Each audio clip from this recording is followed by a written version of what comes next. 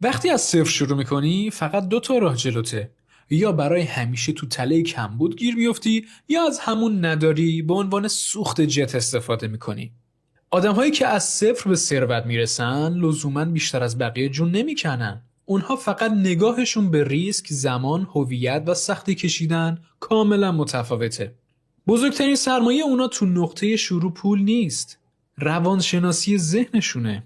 5 تا ویژگی ذهنی هست که این آدم‌ها رو از بقیه جدا میکنه. ویژگی اول، تحمل پاداش تأخیری.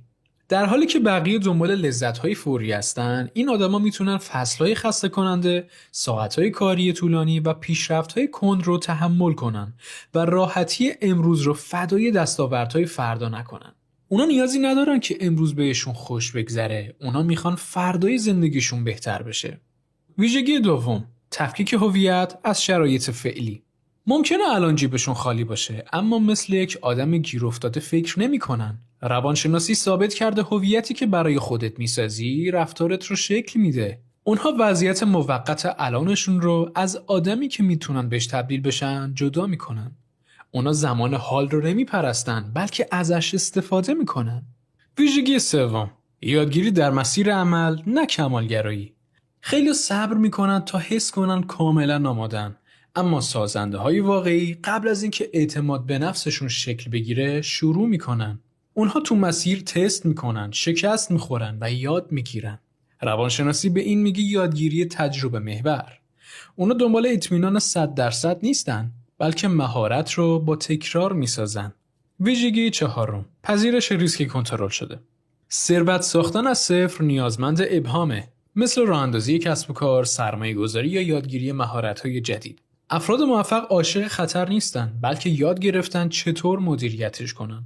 اونها کورکورانه قمار نمی‌کنن، بلکه ناراحتی محاسبه شده رو میپذیرن. ویژگی پنجم، سوختگیری با درد نه تشویق. تشویق شدن سوخت ضعیفیه، اما درد میتونه یک موتور محرک قدرتمند باشه. خیلی از آدمای خودساخته با خاطرات سختی کشیدن، ناامنی، تحقیر شدن یا نداشتنها حرکت میکنن. روانشناسی نشون میده این احساسات قدرتمند میتونن تلاشت رو برای مدت طولانی حفظ کنن. اونا دنبال تشویق بقیه نیستن، دنبال فرار از شرایط قبلی هن. ثروتمند شدن از صفر قبل از اینکه مالی باشه ذهنیه. پول همیشه بعدم میاد. این ذهنیتی که اول باید ساخته بشه. چون آدم‌ها قبل از ساختن ثروت باید ذهنی بسازن که بتونه مسیر رسیدن بهش رو تحمل کنه.